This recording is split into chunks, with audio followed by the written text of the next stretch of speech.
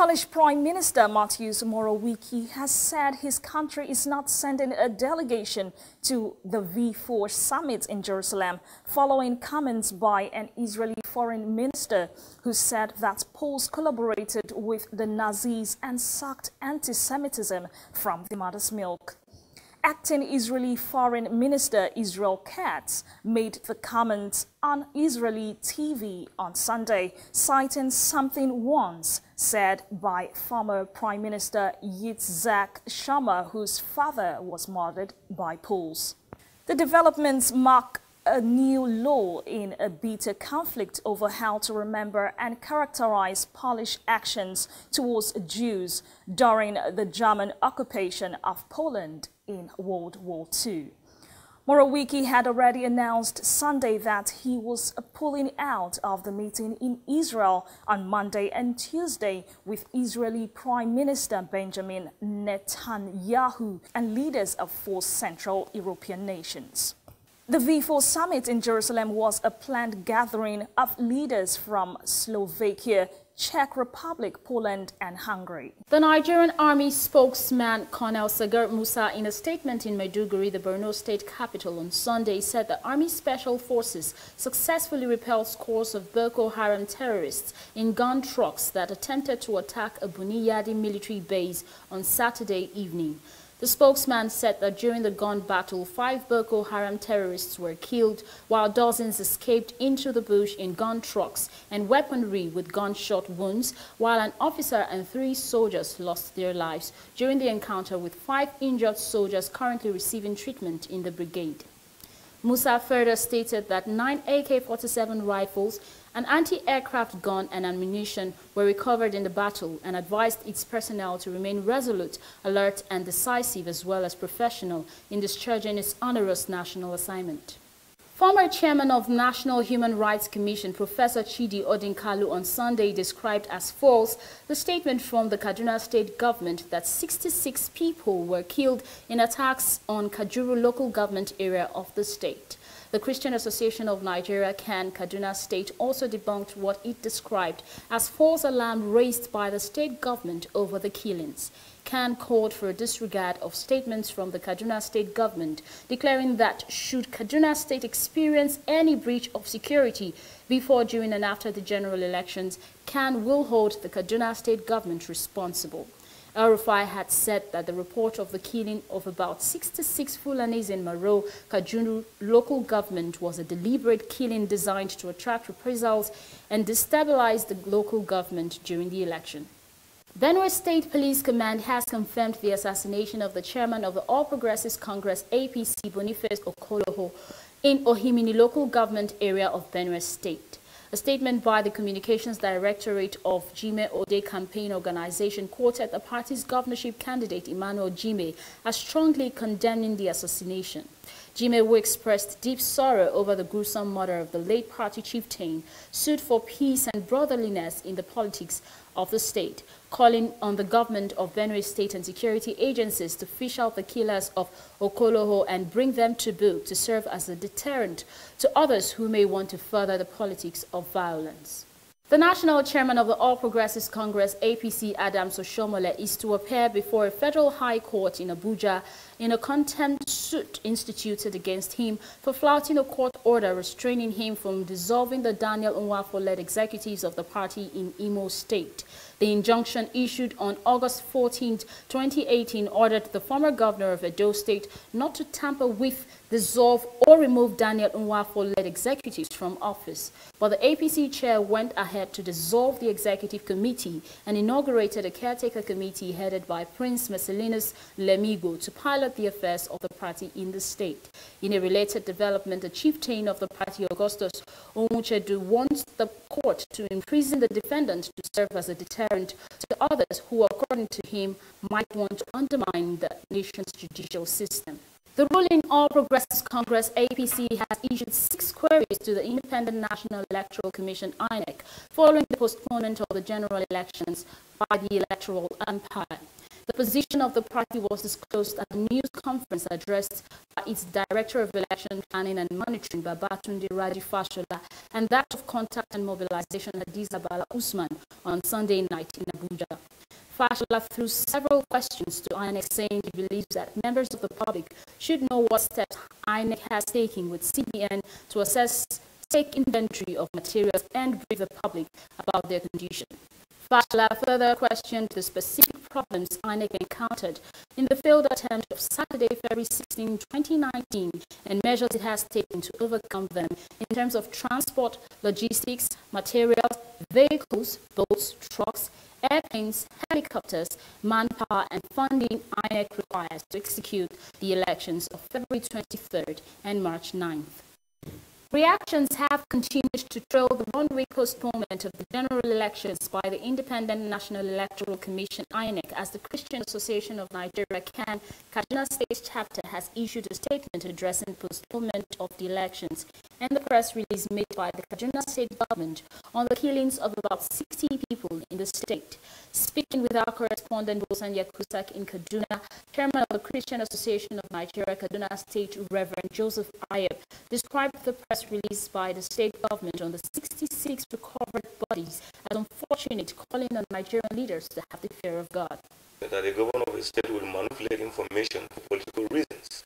It's quite unfortunate because that's manipulation of information. There was a crisis in that community on Sunday, and the crisis spilled over to Monday because there was a reprisal attack. But efforts were made between Monday evening and Tuesday to calm the situation, and people have been called upon to go back living their normal life. Wednesday, Thursday, everybody is calm. Nobody even remembered that there was a crisis.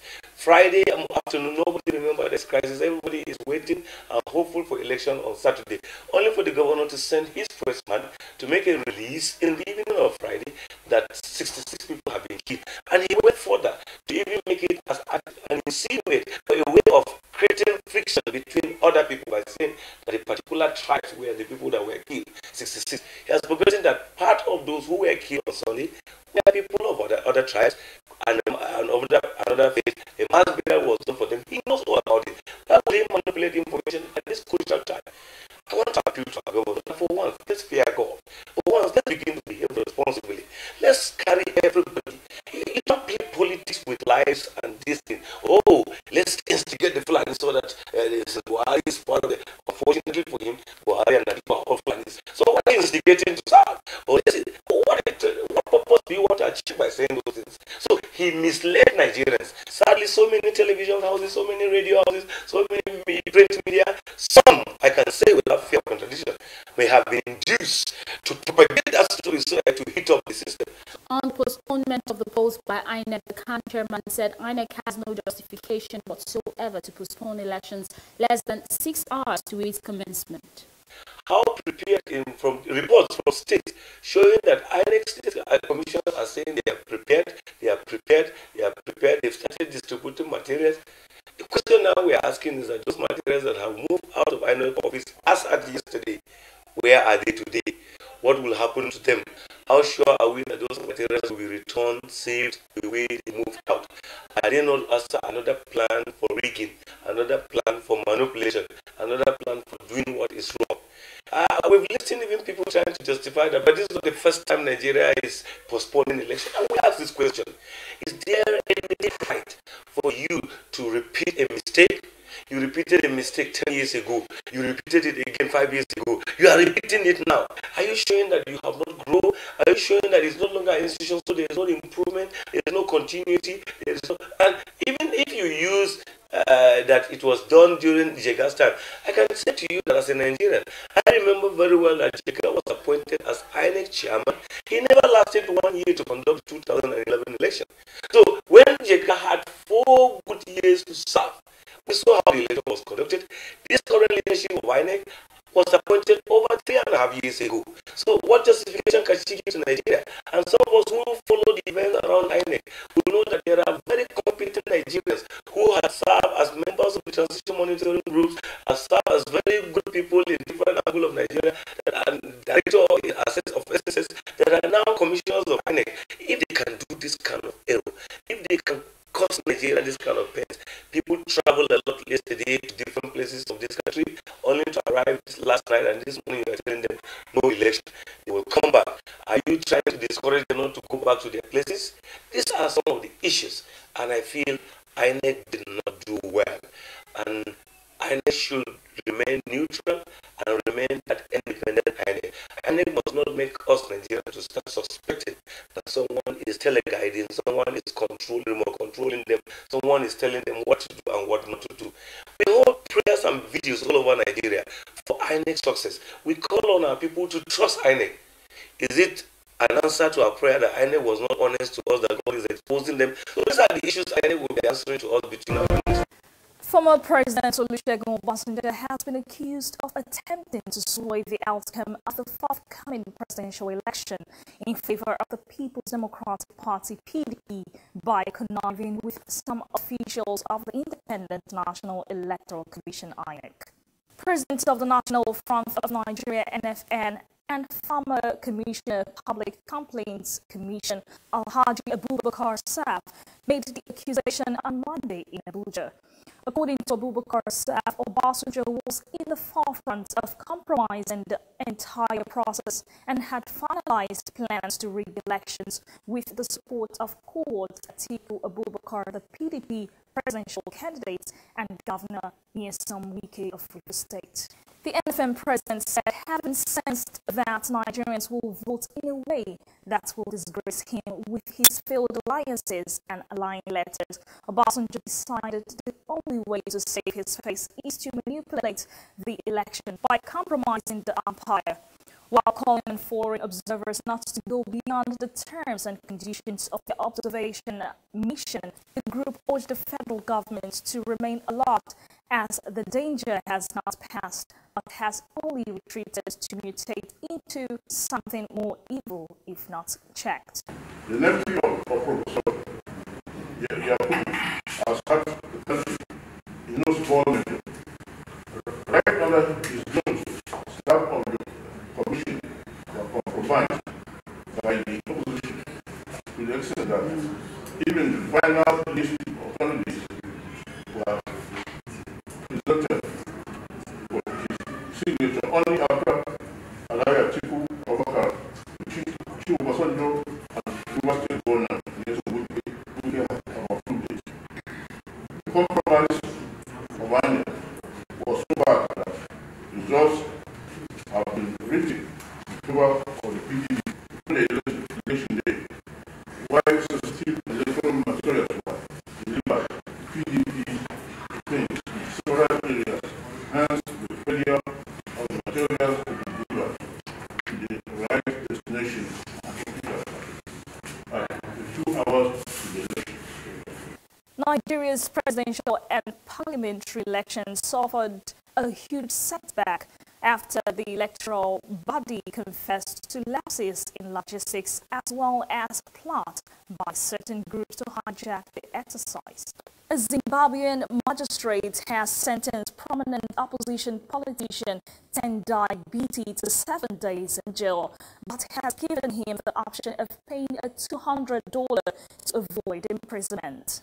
The magistrate earlier convicted Biti to violating electoral legislation by declaring opposition candidate Nelson Chamisa the winner of last year's disputed presidential poll, preempting an official announcement that President Emerson Mnangagwa had won.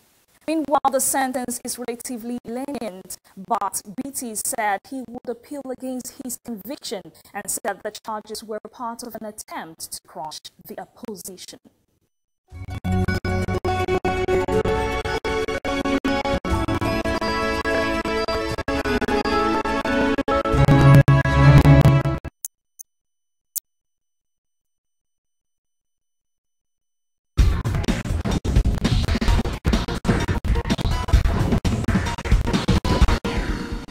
Welcome to TVN Sports Update.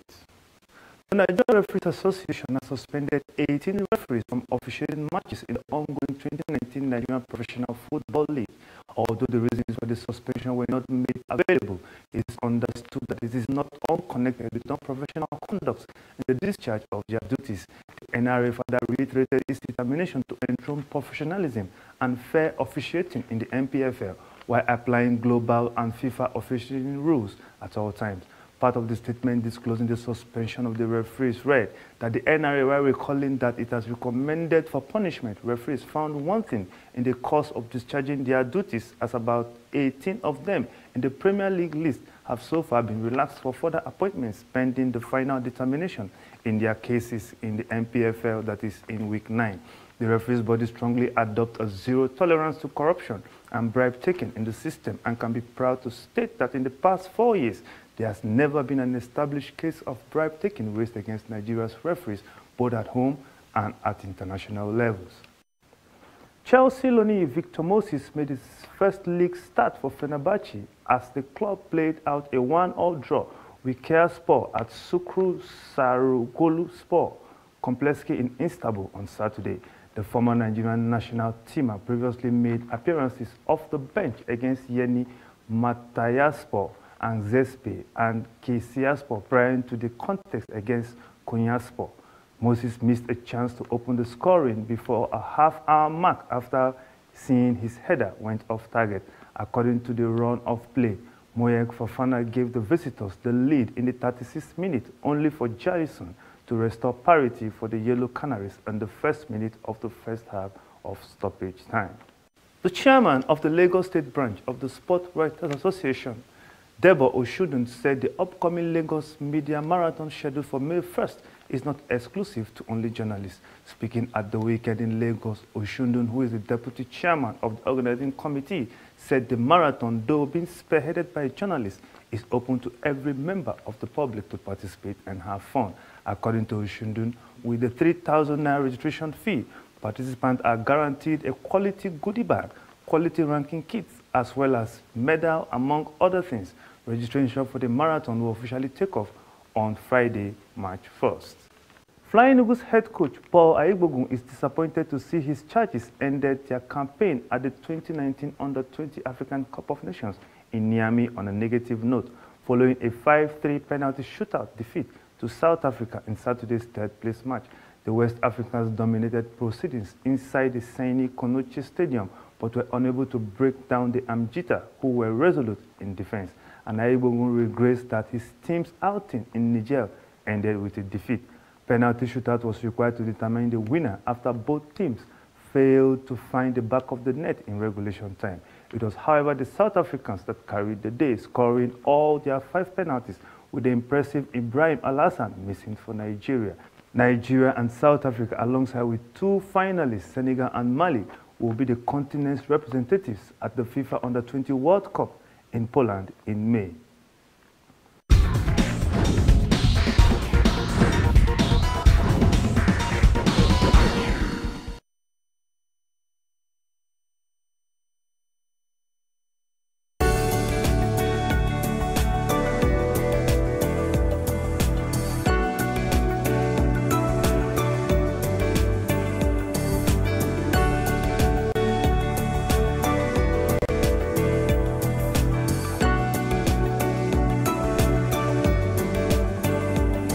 The program is Issues of the Moment, and I'm your host, Eunice Johnson. And today we would be discussing the topic I consider quite interesting. We'll get to find out what the topic is and, of course, who my guest is after the break. Stay tuned.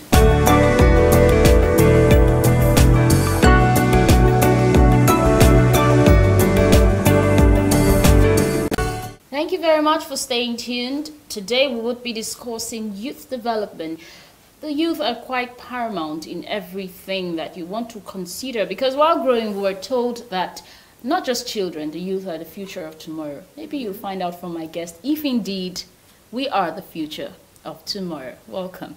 How are you doing today? I'm good, and you? I'm fine, thank you. My guest is Lanik Ovie. Sweet name.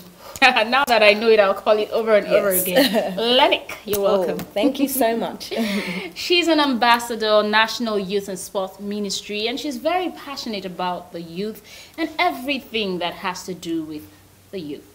And so today we'll be talking about so many issues regarding, of course, the youth, and then what she thinks about 2019 for the youth.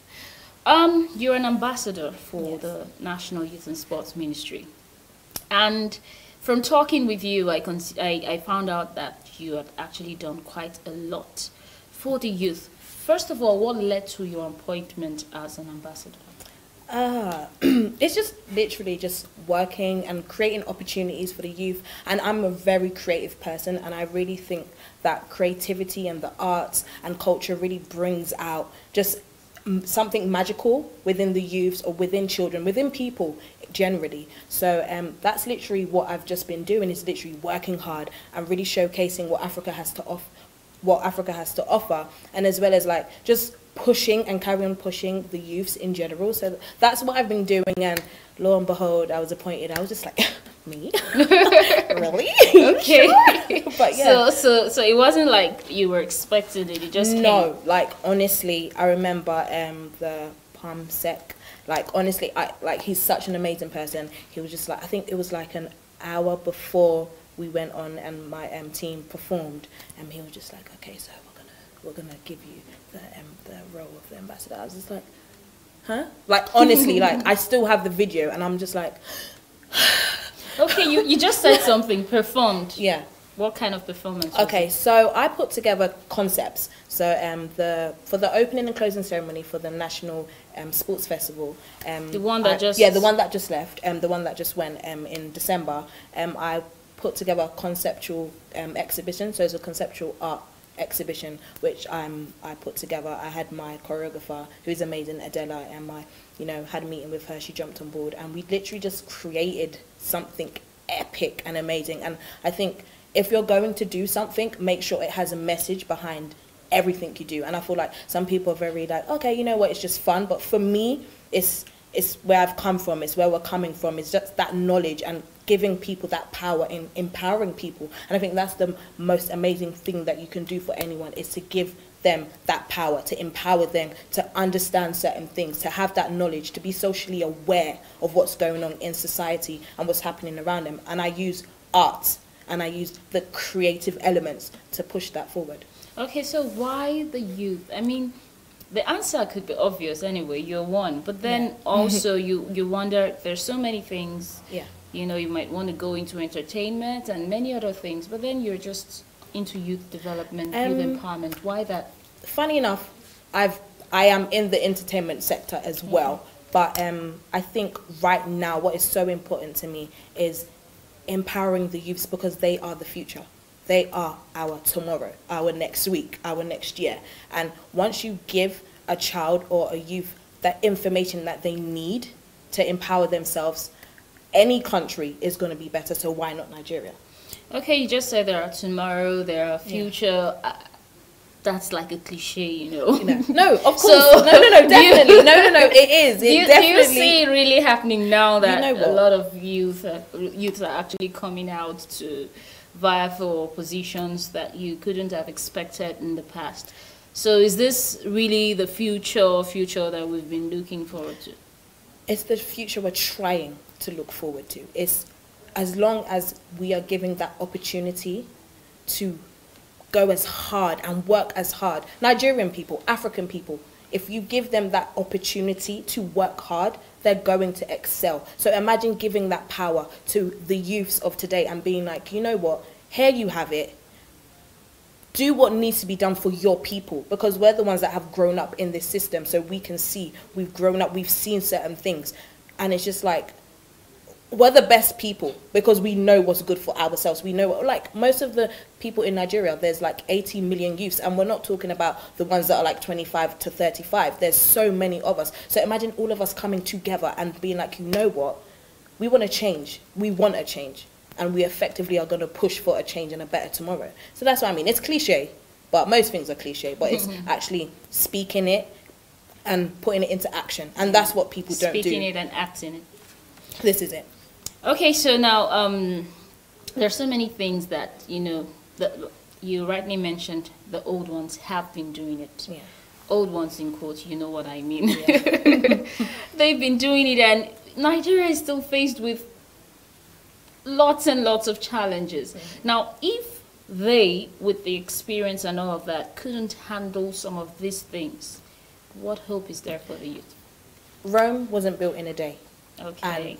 And in order for change and in order for things to be effectively done, there's going to be times we're going to wait. It's not going to happen tomorrow. It might not happen in 5 years, 10 years. But as long as there are people that are implementing these things and we're seeing things and people understanding certain things that are going around or going on in your country. Because if you don't understand things and you don't know things, you're just going to speak without any information and people are going to be like, oh, well, you don't know what you're talking about. But if you have facts and you understand what you're saying, there's no one that's going to knock the mindset that you have or the knowledge that you have. So someone that's, you know, the old dogs, we love them dearly, hats off to them, but at the same time we're fresh minds, so we've seen certain things have changed from 10 years, 15 years, 5 years. Things change within a year, within 3 months, within 2 weeks, within 2 days. Anything can change. Within a second.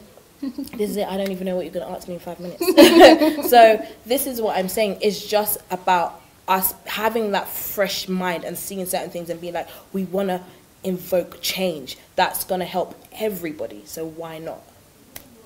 I'm curious about something. What are you curious? You'll find out. Let's just take a quick break, and when we return, you'll find out what my curiosity is about. Don't go away.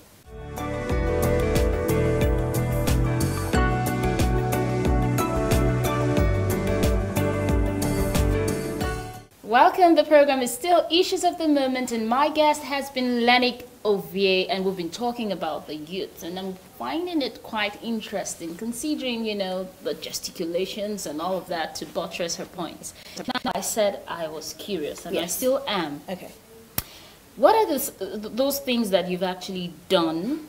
You know, when we got talking, you were like, oh, I love the youth, I want to do this, I want to do that. What are some of those things that you have done, you know, for the youth? Okay, so away from the creative aspect. So what I want to do right now, I'm going to talk about what I'm trying to do now, is put together an orphanage. I wouldn't call it a fun day, but it's literally like a debate day. It's like a I don't want to call it outreach program because I feel like lots of people use an outreach program, but maybe like an orphanage fun day, an orphanage debate day, and it's literally bringing creative youths within the orphanages together to really push them, because that's my thing, is people just think, okay, you think about the orphanages and you think of, okay, we're going to give them rice. So something that me and my team did on the 27th of December is we went to the orphanage. You know, of course you give them something, but that was not the point. It's really empowering them with that fun, that zeal, like, and I feel like people misconstrue certain things, like, okay, you know, if you're an orphanage, or if you're in an orphanage or you're orphan, you know, I'm not trying to say that you're the bottom of the barrel, but you're sometimes forgotten. So it's really giving them that power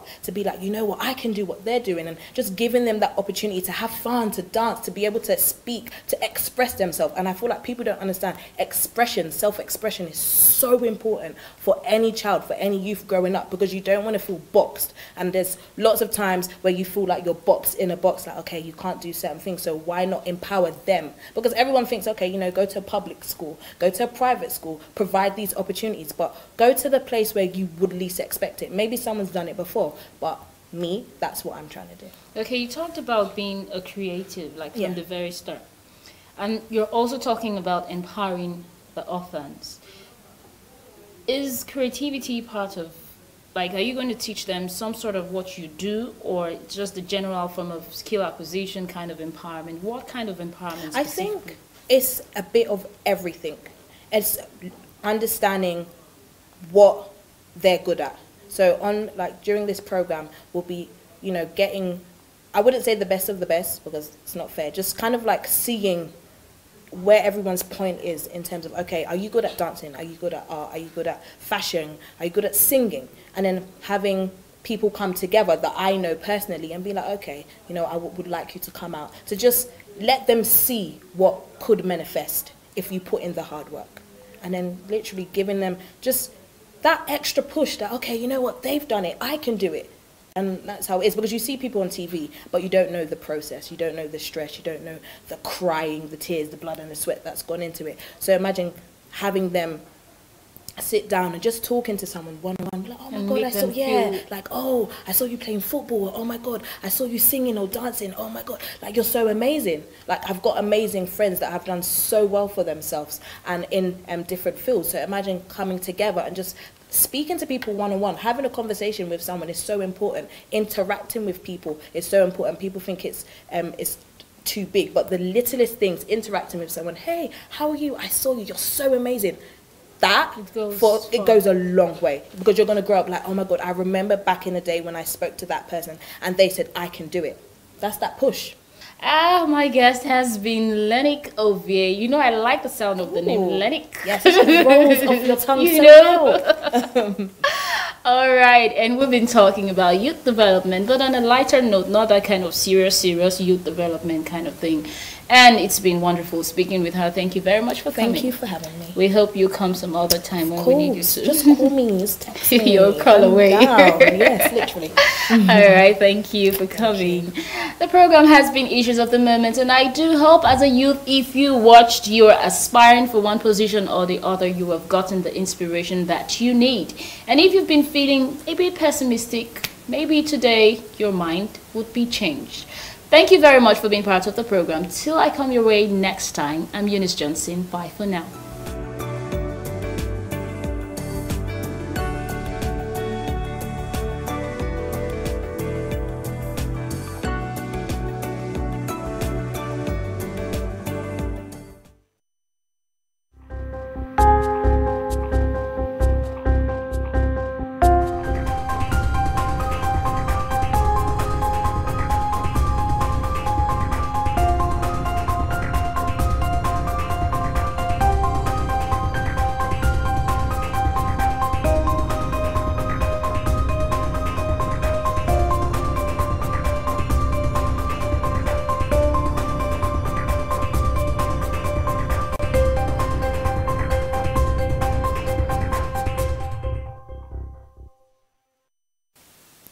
Instead of pondering what the best strategy is to get something done, you just do it. When you focus on getting it done, you will find ways to get it done better as you are getting it done. This is from the Cradle on Television Nigeria. My name is Sandra Guana. So much time can be wasted as a project or a task just by becoming overwhelmed with the size or the difficulty of it. When you get into the mindset of just doing it, no matter what it involves, you will find that the task becomes easier and everything flows. We'll be right back shortly after this quick break. Don't go away.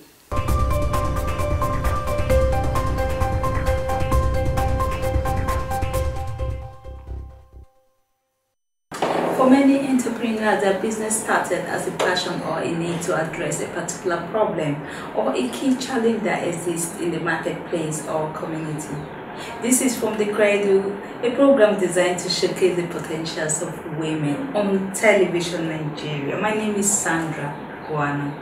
Today we'll be showcasing the woman, a strong-spirited woman, the founder of Vivacity PR. She is currently the Special Assistant to the Minister of Communications, a woman who has stood tall in her line of business, and she has been doing that to encourage you and so many other people across the world. She's none other but Miss Anne Melody Oluwakemi Ariola. Miss, you're welcome on the program. Thank you for having me. You know, when I look at it, I find it very easy to combine beauty and brains. Your case is the case whereby they just found that word. We're just trying to be like you. So now, before we dive into your entrepreneurship journey, please tell us a little about yourself. Oluwakemi is a simple, complicated young woman. Okay. Why complicated? Well, if you don't understand me, I come across as complicated. If you do understand me, then I'm very, very simple. I have no problems whatsoever. But I'm very, very passionate about what I do. I'm relatively ambitious. I wake up every day, and for me, a successful life is leaving a legacy and being able to change lives of others. It's not a corny line, but that's how I feel on a daily basis. Say, okay, what can I do today to change someone's life or to change a group of people's lives? So yeah, that's the simple side, but sometimes it comes across as being a bit complicated. Okay, tell us now, why PR consultants? Well, PR was not the beginning for me. The beginning was actually electronic and telecommunications engineering. That's what I studied undergrad. But somewhere, my early days of university, I had a clothing store. I bought and sold clothes. And yeah, I had my clothing store, and I also had a modeling agency. I started the modeling agency because I felt the ethnic model in London didn't have so much of a good break. So there was Vivacity Models, there was Urban Vivacity, the shop, and I was doing a bit of entertainment PR. Well, not really PR, but just a bit of entertainment work. And everybody just kept on calling me every day. You need a limousine, you call Kemi. You need models, you call Kemi. You need magazine, you call Kemi. They called Kemi for literally everything. My phone rang like hundreds of times in a day. And someone said to me, monetize these phone calls. You know, for every phone call that comes onto your line, make sure you get paid a percentage of the transaction taking place. And hence I started the PR company. Looking at you, someone would think that you just, after graduation, you look for a white-collar job and you just go for it. Why didn't you consider that angle? Well, because I'd already started running my own businesses while I was in university, I just found it a whole lot easier. I found it, better. And also, working for myself all these years, I've liked the opportunity to work in very, very diverse roles. So as a PR consultant, today you're doing PR for a mobile phone company, tomorrow you're doing PR for a clothing store, the next day you're doing PR for a food production company. So it's just so vast. Every day is different. So I don't think working any 9-to-5 regular job could give me that joy of diversification, really. Okay, now I understand you championed an agency that gave up to 500 models jobs. How did you do that? Vivacity PR, again, one of my passions. I love looking good, fashion, modeling, So the Vivacity models, they were models with a difference. So we had the females modeling the male attire. So, a lady will come out with just, like I'm wearing a male attire today. And they'll come out dancing, then I think it was, welcome to the candy shop or something like that. And it was just, everybody would just start screaming. So anytime Vivacity Models had a show on, everybody wanted to come to watch because it just wasn't your regular catwalk, go forward, come back. There was always a twist to it. And we enjoyed it. It was fun, and we just got different models from all over, always wanting to join us. And now I still go on Instagram and see some of my models then doing amazingly beautiful things. And, I still feel proud that, yeah, they started with me. Okay, now tell us, a woman watching right now will be asking, how did she do it? Because I'm into PR too, but it doesn't get me this money, and the joy is not always there. How can you advise a woman to do what you're doing? Well, you see, what's most important about anything you do, as well as, PR, is know your craft. Understand exactly what it is you're doing, exactly what you're trying to achieve. That's the first step. When you have not identified those areas, then it's going to be very difficult for you. But once you identify, okay, PR, in what area? Are you doing entertainment PR? Are you doing government PR? Are you doing corporate PR? Okay, that's the next step. And then how are you going to reach your clients? Because PR organizations don't really advertise. You mostly get jobs based on referral.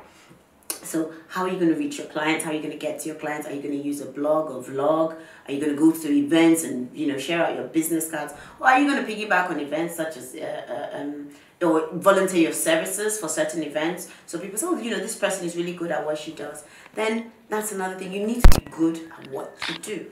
So it's not just doing it, getting all the money just to get by. You need to put in every hour you can and every effort you can. So what can you say is the glass ceiling as a PR consultant? What can you say is the glass ceiling that you couldn't pass through, or for one reason or the other, simply because maybe you are a woman entrepreneur? I have no glass ceilings. Okay. I do not believe in glass ceilings. I believe I can one day become the first female president of Nigeria. Yes, I'm all lined up to vote. I personally don't feel that any task is too big or too difficult for anyone to attain or to achieve. It's just about how much effort you're willing to put in and yeah, what you're willing to do to get there. You know, not anything that you're not supposed to do. But if you put in the effort, you put in the energy, you speak to the right people, you network with the right people, you get there. Okay, we'll go on the short break now. And when we return, Miss Kemi will tell us how she combines vivacity with her personal life. We'll be right back after this quick break. Don't go away.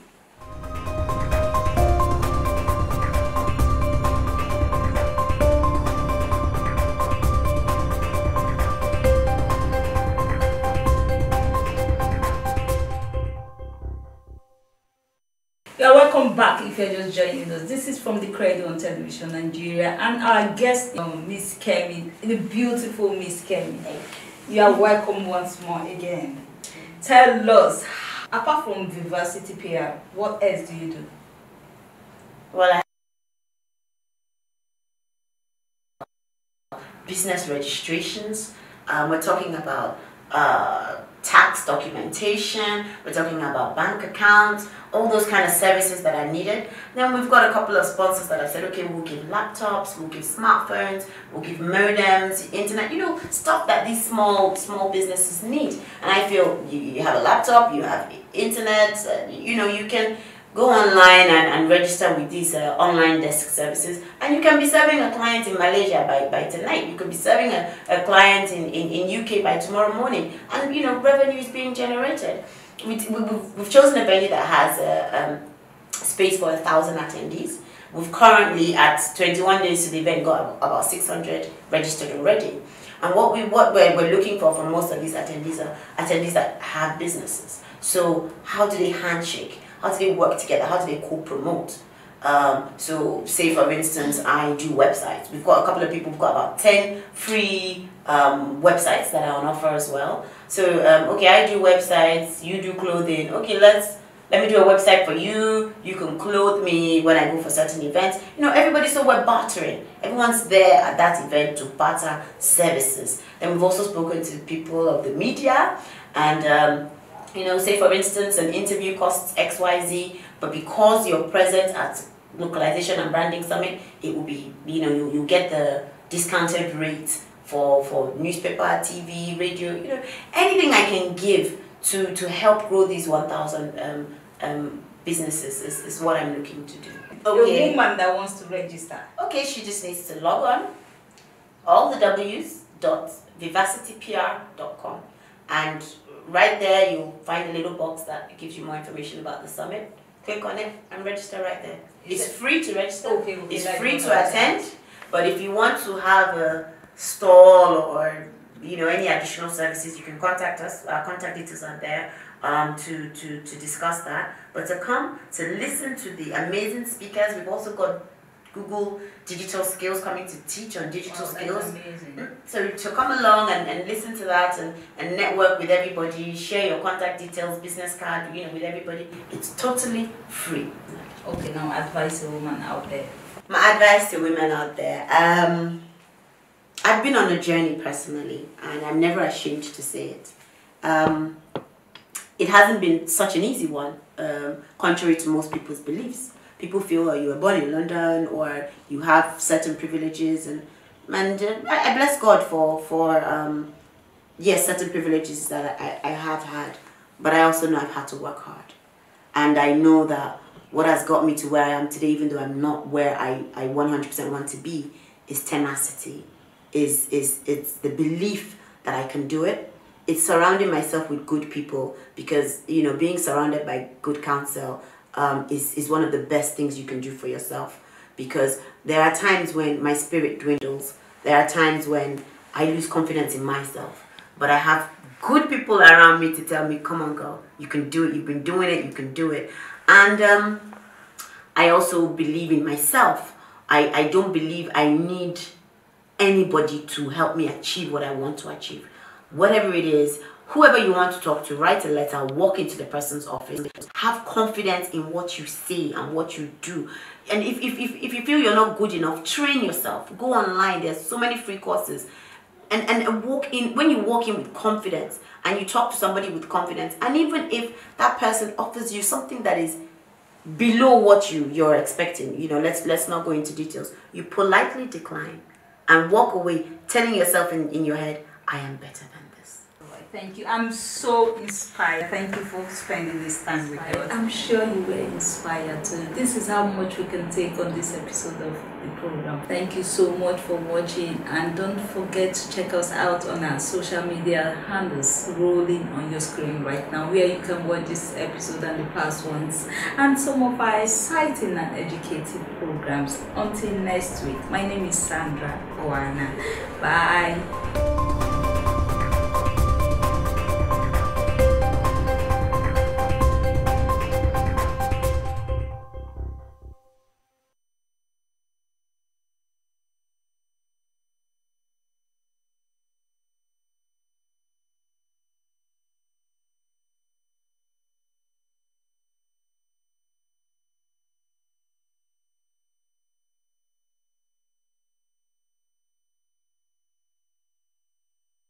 Now waiting dey your hand.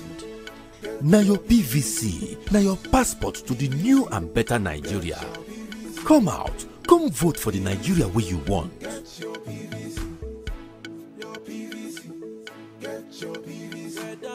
Now millions of Naija people never get them voters card, PVC, and now only 1 week then get to collect them before the election go start. Make all the people wey don't register to vote but we never collect them PVC go any of our local government area office. No join election katakata, ballot thief, vote buyer them, or people wey no reach age to vote.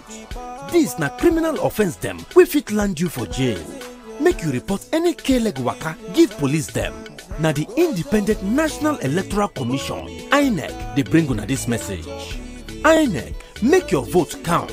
Make we consolidate our democracy.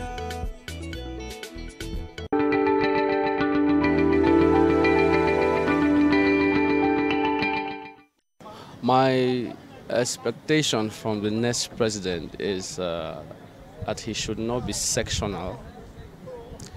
He should try as much as possible to create an enabling environment for everyone who is a Nigerian to feel like a Nigerian.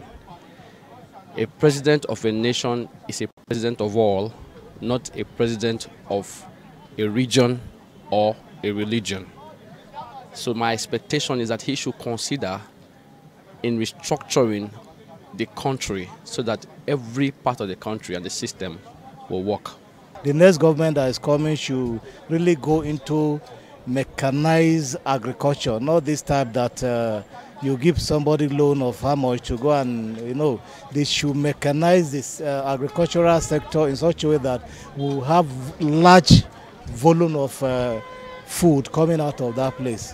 The next elected president, what I expected to do to start with is to restructure this country, to give this power to the state so that the state can be powerful, so that every state can be viable, to reduce the migration from the state to the federal, and to give autonomy to local government so that the local people can be developed. That is what I expect of them.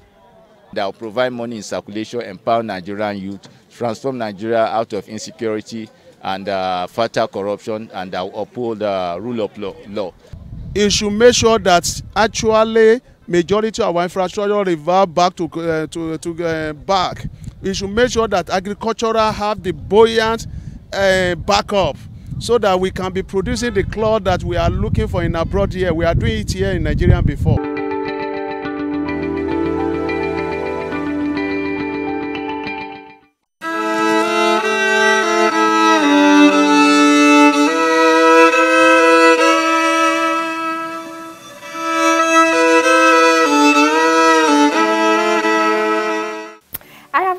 Plants that were in the icebox and which probably you were saving for a breakfast.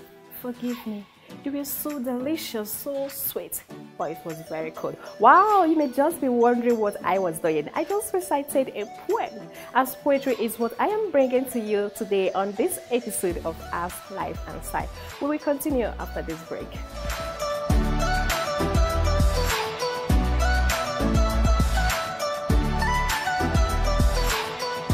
Thanks for staying tuned. This is Ask Life and Style. It is where we discuss and bring to you all the latest happening in the world of art, life, and style. And like I said earlier, we are talking about poetry today.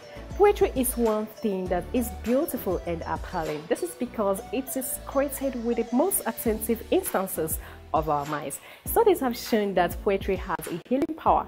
It provides a number of benefits for patients suffering from chronic and terminal illnesses. Poetry is meant to inspire and connect people more deeply to themselves and to others. How do people see poetry in this part of the world? Nigerian people love poetry, and Nigerian poetry is so amazing. Everyone talks about it. Nigerians are not newcomers to poetry. Famous writers like Chinua Achebe, Wole Soyinka, and Ken Saro-Wiwa brought the country's literary abilities to this part of the world. But some historians say poetry is as old as Nigeria itself, and it has been practiced long before it could be recorded. Well, here are some of the recorded poems from Nigerians. In the warmth of our villages and vibrance of our cities, my strength flows from the waters of the Niger and the Benue. My joy springs from the rush of Guerrera Falls and the natural wonders of Yankari. How could I love you not? I was not designed for such treason. I love you with a rational mind, a passion refined. As long as I'm able to occupy my fraction in time, I love you like a song. I can't find myself even when I flamboyant to the dull eye. Honestly, I don't care for the world we live in. It's a cheat. It's a long, dreary nightmare I cannot wake up from. I am not fond of things I do not understand, and I never understood this. Raised in your society while told to live for another, imagine the repercussions of grabbing a bird, but throwing that bird into the water, but still expecting him to fly. So please do not blame me for developing gills instead of wings, because I'm just adapting to my environment. I come from a land of the night, where vision has lost its sight. No human right or a sense of what is right. No hope to rewrite our poverty-strict plight. I come from a place where mothers go to battle each day with the baby strapped across their backs. Another is still clinging from their breasts. It is childcare at its finest. If a white man turned and called me nigger, my blood would boil in righteous anger, for the evil of discrimination is clearly established when a white man tries to treat me like rubbish. Spoken word is a performance poetry. It's a unique style of word, play and tune that sometimes incorporates other art forms like music. It only recently started emerging in the intellectual space here and in other parts of the world. Well, Ask Life and Style was at an event where Lucy, a spoken word artist, treated everyone with her spoken word performance. I believe you would love to see it. It's titled A Woman Will Rise Again. Have fun. Like eagles, they will swoop low and waters will welcome them. They will fly high and clouds will kiss their faces. Our women will dance again. They will shed shame like dead skin. Or they'll be pregnant again. Not with babies, but with dreams. And they will birth. Oh, how they will birth. Their labor will not be in vain. They will birth ideas. They will birth kingdoms. They will birth nations. Our women will rise again. Stretch marks don't fade, but who cares? Our women will dance again. Laugh lines, wrinkles, concealers, color corrector, shapewear, waist trainers. But who cares? Our women will rise again. Doctor, Mrs., divorced, single, lying husband, drug dealing son, wild daughter, kicked out, moved out, stayed. But who cares? Our women will rise again. The eyes of slave masters will be blinded. Soldiers will unbreak them. Army men will die by their swords. Infidels will set fire to their own camps. What was she wearing? Who cares? Holy, pure, chaste, Catholic, Muslim, religious, churchgoer, seductive, Rahab, Sarah, Esther, all these women. But who cares?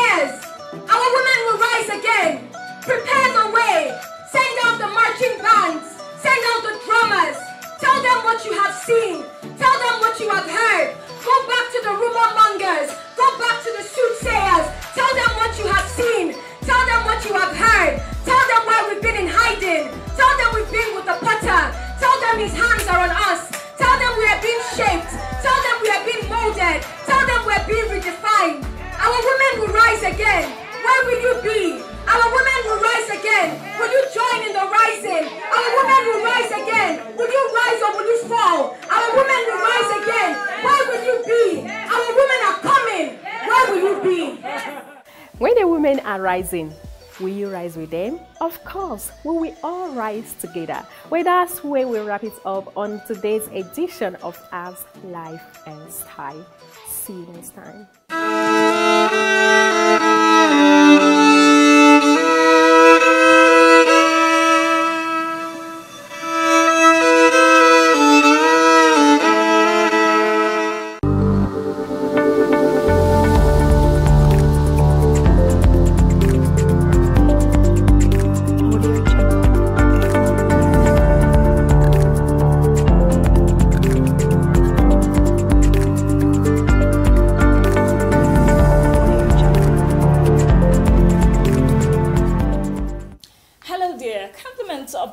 To you. I am so delighted to be here again, especially knowing that you are there watching. So you're welcome to another exciting program at Reality and You. I am yours sincerely, Priscilla Eworm. Hey, today's topic promises to be very informative and educative.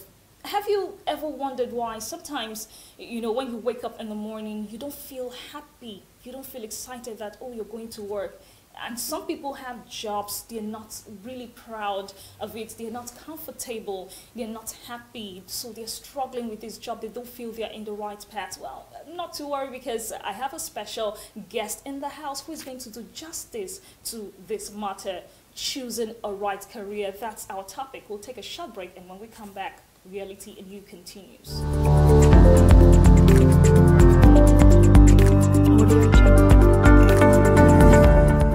Welcome back. Thanks for joining us. If you just walked in, this is Reality and You, and I told you I have a guest, a special guest. He is a trained organizational behaviorist, cognitive therapist, and human resource professional with over 6 years of experience.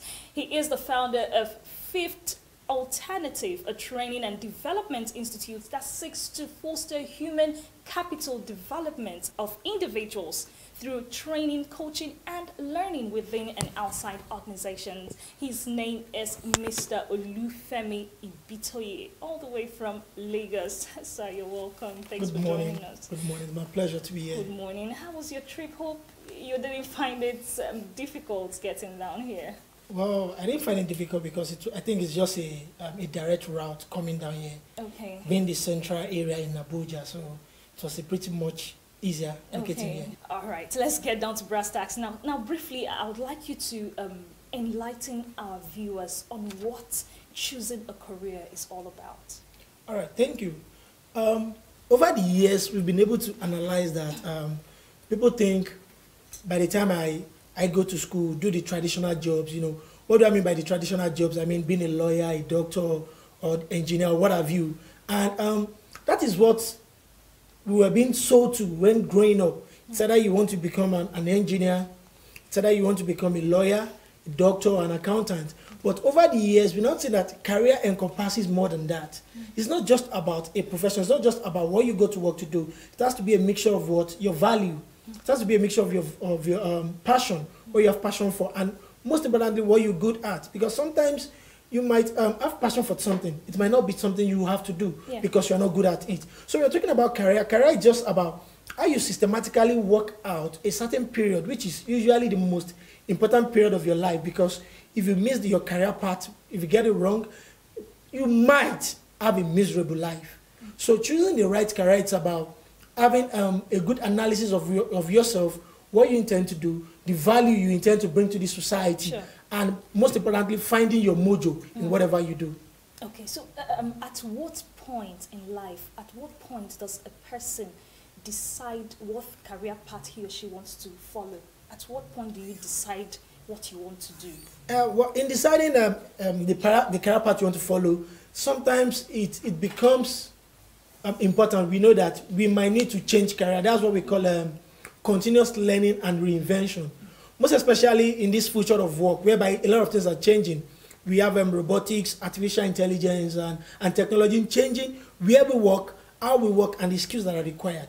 So here is it. You've got a career. Okay, let me take myself as an example. Okay. While I was growing up, I wanted to become a petrochemical engineer. So, and it's also basically because, my parents love it, and because of, I think, the money that comes in being a petrochemical engineer. So I was in science class, doing so fine. In fact, I was the head boy of my school. But along the line, a lot of things had to happen. Continuous learning and reinvention. So I had chosen a career while I was young, probably in my primary school, probably in my secondary school, which affected the decision of me being in science classes when I graduated to SS1, SS2, SS3. But in life, I had to reevaluate myself. I had to look at it. What am I good at? What have I got passion for? What are the values that I stand for? And I began to see that, okay, it has more to do with human capital development. I love people. I love people to look at me and say, okay, because of you, I didn't give up in life. I want to let people look at me and say, okay, I want to get better. So with that, I had to realign my career, which means I've taken a career decision. Okay. I think that's just like 2 stages. Oh, yeah. For some, it could be 4. For some, it could be 5. For some, it could be 6, depending on the circumstances that surrounds it. Okay. So most importantly, we can't say this is when you choose a career. We've seen people that, okay, their parents will say, oh, I want my daughter to be a lawyer. I want my daughter to be a doctor. But along the line, when the child grows up, just find out that there's no connection. Because apart from the acceptability of the job, the people, do you enjoy the people? Do you enjoy the pay? Do you enjoy what you do every day? Because it's not just about going to work. It's about you enjoying what you do. There was this lady, a friend introduced her to me. She came from University of Lagos and she studied law. A very brilliant student. I think 4.48 or something, just few points to get into first class. But between me and you, she never wanted to be a lawyer. Really? But she was doing amazingly well. Okay, immediately she finished from University of Lagos. She said, you know what, Dad, I'm not going to law school because I'm not interested in it. So it caused a lot of, back and forth in the family, that in a way, she eventually got into depression because she said, this is not my path. I don't want it. Okay, just to satisfy the dad, okay, I'm going to law school. At some point, she absconded from law school. Whoa. All because she never wanted to be a lawyer. She said, I want to be an entrepreneur. I love to sell. I love to find solutions to people's problems in these regards. I love interior decoration. So eventually, after her law school, she did so well in law school also. Even looking at her absconding from law school. Eventually, she said, you know what, Dad, I'm not going for NYC because the moment I go for NYC, you want to get me a job. Mm-hmm. So, because she wants to technically make herself non-employable. But if you look at Anna, the last time I checked, she's already a millionaire, less than 23 years old. So you can imagine when we talk about choosing a career, some of our parents, we are so much engrossed with this society pressure. We let the society, we let the people around us to choose career for us. Whereas we can always go the unconventional way. Most especially in this present world we are. We talked about the future of work, which is making everything to change, our work. It is affecting everything we do across board. Okay. So imagine if, let me take for an example, you choose yourself as a programmer. You're very good with JavaScript. That's a career you've chosen for yourself. In year 2099, 2002, hot cake. But I'm telling you, in this 2018 we have presently, you are no man hot cake. So it's either you reevaluate the career you've chosen. You have to know you have to be a bit of a full stack programmer, as in knowing some other programming languages, and you have to be able to understand artificial intelligence and robotics. So you understand, sometimes you can be on the same career path, but you need to reinvent yourself. Sometimes you can make a total 180-degree turn, like move from the left to the right. So choosing a career doesn't have a specific time. You might need to reinvent yourself. And the truth is, the best I've seen in their field, they have actually reinvented themselves. They've actually reevaluated their career. I have a friend, when he was in school, he studied microbiology. Okay. He did so wonderfully well. But now, he's an HR professional and he's doing awesomely well, even more than those who have chosen that career from the beginning. So it's about evaluating yourself. It is not, we can't just do it in hook, line, and sinker. No. You get to a point, what I'm doing, do I find pleasure in it? Am I affecting life? And most importantly, am I gaining money? Am I having more money? Because sometimes I've seen a lot of people, as an HR professional, I've seen a lot of people, they will advise you when you're going for job interview, when you're looking for job, money is not important. They try to downplay money in our career, but the truth is, money is really important. If you have seen people who have excelled in their career, who have enjoyed their career, tell me they are rich. Okay. So we can't underplay money. I agree with you. However, it shouldn't be the primary focus. Okay. You understand? So that we need to consider too in choosing the right career.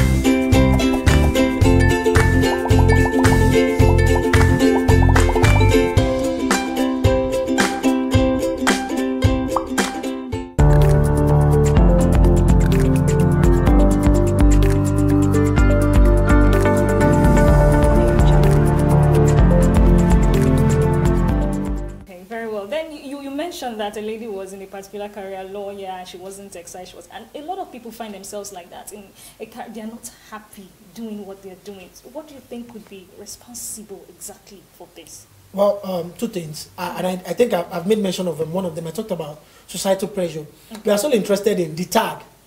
Oh, my son is a lawyer. Okay. My son is an engineer. My son is a doctor. We're so interested in those big name tags. And the truth is, those guys are not even the rich guys. They're not even the rich guys. So when you see people like that, and when you see our parents, because of they are what, you know, we have this generational gap, and they are what the people we call the baby boomers. Now we are the millennials. The millennials, they are born in the late 80s and 90s. They are more spontaneous. Okay. They have a higher thinking process because of they have technology to make decisions. So now we can look at things and look at it in a different way. Even if you look at the way we do media now, in which the profession in which you are, you can't compare the way the likes of Baba Salah, the way they did theirs in the 90s and the 80s. Yeah. A lot of things has changed. Sure. You understand? So when we talked about people a transition from one career to another, it is very, very important because you need to evaluate whatever you are doing. Whatever you are doing in life, and you can't evaluate it to like, okay, am I enjoying it? Do you have peace of mind? I always tell people you evaluate them on peace of mind, do you earn more money, and how is your health? So if you can consider those three things, you can, okay, do I need to? Then when you need to evaluate in getting a new career, then you begin to look at it like, okay, what is the need for me? Which is very, very important in choosing the right career. Okay. Now, looking at our educational system, do you think the educational system that we have today is making provisions to ease, you know, the choosing of career in individuals? You know, the truth is, most of the courses we have in our universities here today, in the next 10, 15 years, they won't be relevant. And the truth is, our education is lagging behind in meeting up with the future requirement for the future of work, for the future workplace. There are some courses that won't be relevant in the next 5, 10 years, and we still have them as top courses in our universities. So the truth is, we need to change. I remember we were having a conversation in a symposium in UNILAG, University of Lagos, and we talked about the education and the future of work. Okay. And we analyzed that education has failed. Even apologies to all our lecturers. Yeah, they are fantastic people. They are doing so well. But the truth is, they have not really improved themselves to know the requirement that prepares our students for the future of work. Now, there's what we call the soft skills and the technical skills. Some of them have these technical skills, and the truth is the technical skills is only 15% of what is required for you to actually survive in any choosing career. Okay.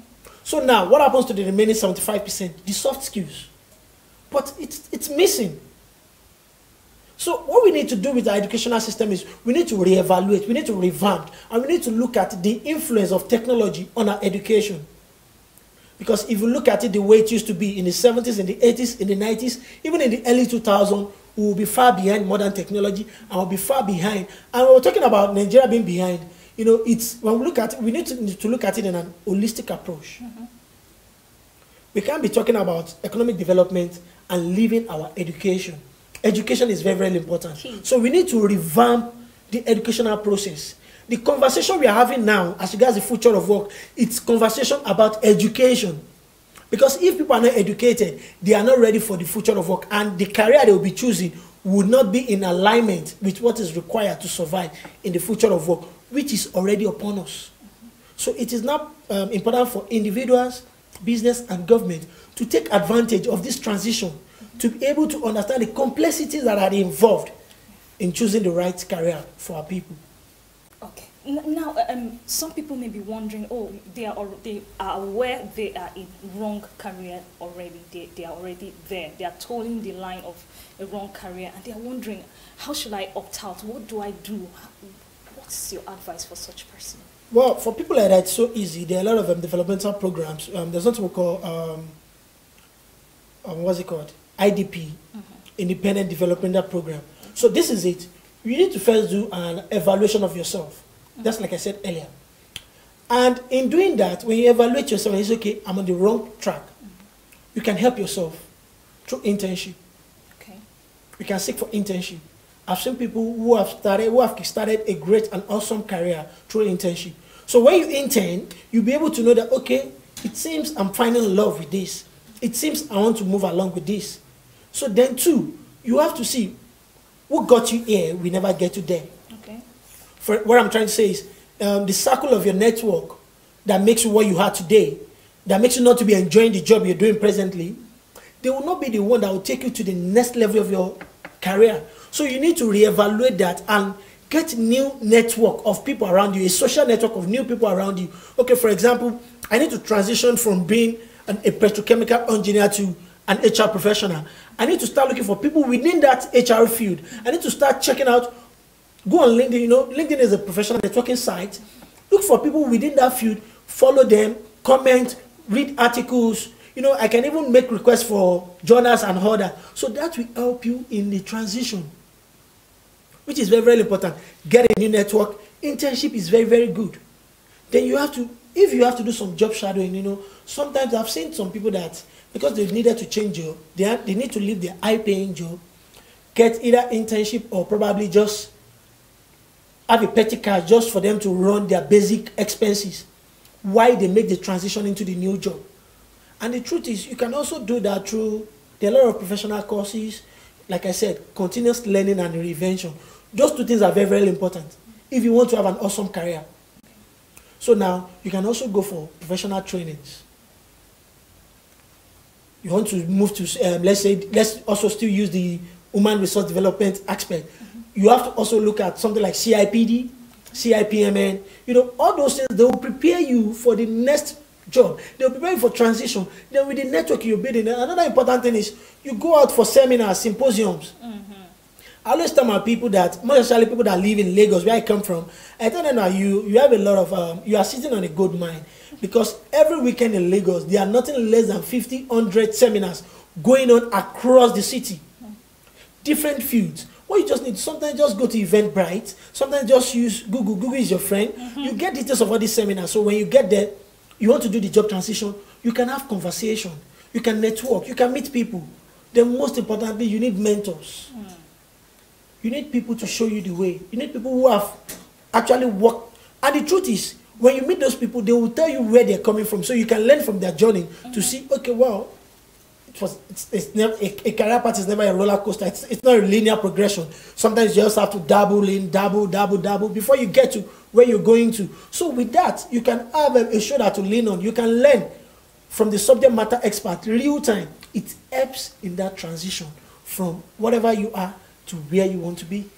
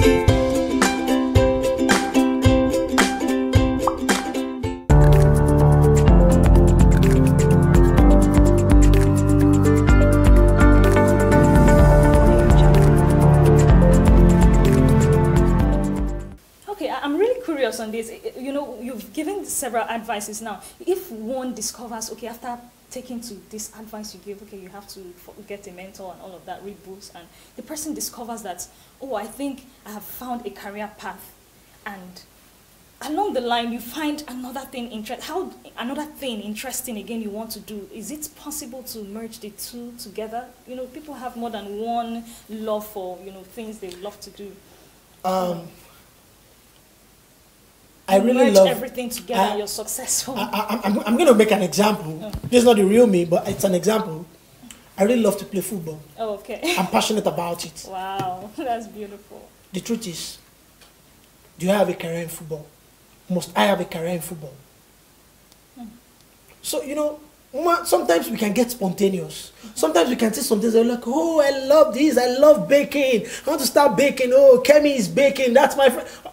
Before you know it, you are so excited. You know, some things, they just come as, you know, some few minutes excitement. You feel like, oh, you've gotten a career. But when you now evaluate yourself, you know, I talked about G plus V, then plus P.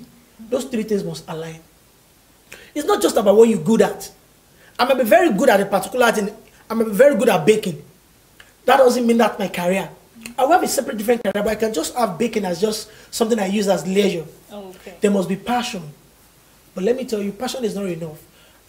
For some years, I've advocated that, oh, find your passion. When you have passion, you've gotten a career. But at some point, I got to know that passion is not just enough. Because you're passionate about something doesn't make that thing your field, doesn't make that thing your career. Another thing you must consider is value. Doesn't match your value. There are some things that you see people, after getting the job, after being on the job, they begin to have problems because they didn't really realize or analyze the career path they've chosen. And they now say that there's not this conflict. Their inner man is having conflict with the outer expression they are trying to do. So such people, you see them, they come to work, they are not lively, you know, there's no positive energy. And you know, in whatever you do, there's what we call the 4 E's. One of them, which is very, very important, according to Jack Welch, which he said to look out for, is enthusiasm, positive energy. That's why you see such people, they are brilliant. Sometimes they come to work, to office, they do what they're supposed to do perfectly well. They just do it and just go. But there's no positive energy. So such individual needs to be very careful. So you have to analyze. It's not just about what you're passionate about. It's not just about you see someone doing this and you're like, oh, I found my mojo, I want to do this. No. You have to do careful evaluation and you have to talk to people. Feedback is very, very important. Sure. You understand? You need to have people within your sphere of influence that you can talk to. Hi, Priscilla. How am I faring? Do you think I'm doing better? Am I convincing enough? You need to get feedback from people. When you get feedback from people that are close to you, then to your mentors. See, you know what? The world is such a global village now that you can be here in Nigeria and have mentor in Australia. Willing and ready to, you know, shun out a lot of content for you to learn and grow. So it's not just about you finding, oh, I'm on this career path, oh, I've seen this, oh, I love this, oh, let me do this. And you see a lot of people, they go through. See, when I talk to young graduates, when they reach out, hey, I need a job, I say, what kind of job? They say, any job, I just need money. I say, any job, okay, no problem, about you. When you reach out to me again now, what about our discussion? I said, you requested for any job, and any job is no job. And I haven't found any job, so there's no job for you. You're like, no, I said, you have to have a clear picture. Yes. So when you have that, you know where you're going. Carefully analyze yourself. Self-evaluation is the most important thing in anything in life. If you don't self-evaluate yourself, you won't know the next career step to make. And sometimes you will even be confusing your mentor. Someone who is supposed to be your career coach, you will confuse the person to give the wrong advice because you yourself, you don't clearly understand yourself. All right, that's so interesting there. Well done. All right, we'll take a short break. Hope you're enjoying this, and we'll be right back.